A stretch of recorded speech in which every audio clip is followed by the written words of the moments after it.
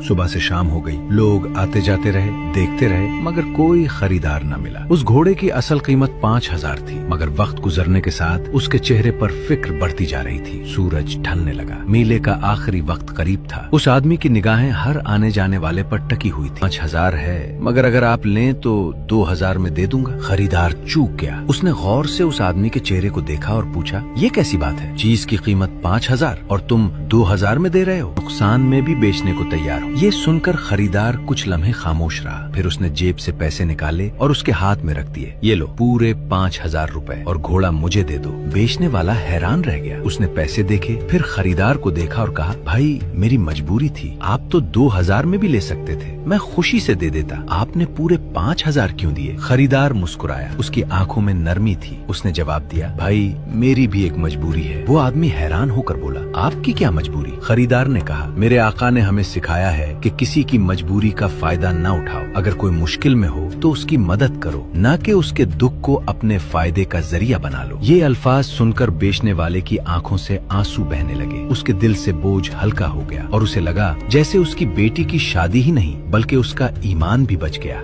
रसूलुल्लाह सल्लल्लाहु अलैहि वसल्लम ने फरमाया, जब बच्चा छोटा होता है और अभी बालिग नहीं होता तो उसके अच्छे काम उसके माँ बाप के नामे आमाल में लिखे जाते हैं। अल्लाह ताला 2 फरिश्तों को उसके साथ मुकर्रर कर देते हैं जो उसकी हिफाजत करते हैं और उसे ताकत देते हैं। जब कोई इंसान 40 साल का हो जाता है तो अल्लाह ताला उसे 3 बड़ी बीमारियों से बचा लेते हैं: पागलपन, कोढ़ और सफेद दाग वाली बीमारी।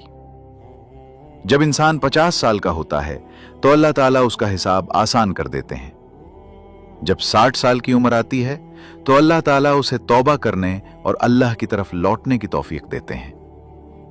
जब इंसान 70 साल का हो जाता है तो आसमानों में रहने वाले फरिश्ते उससे मोहब्बत करने लगते हैं।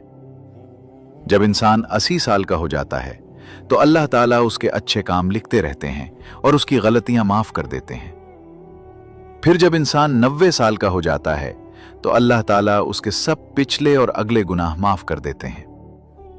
अल्लाह उसे यह भी हक देते हैं कि वो अपने घर वालों के लिए सफारिश करे और अल्लाह उसकी सफारिश कबूल फरमा लेते हैं। और जब इंसान बहुत ज्यादा बुरा हो जाता है तो जो नेक काम वो जवानी और ताकत के जमाने में किया करता था, वो नेकियां अब भी उसके नामे आमाल में लिखी जाती रहती हैं, और अगर उससे कोई गलती हो जाए तो वो लिखे नहीं जाती। सुब्हान अल्लाह।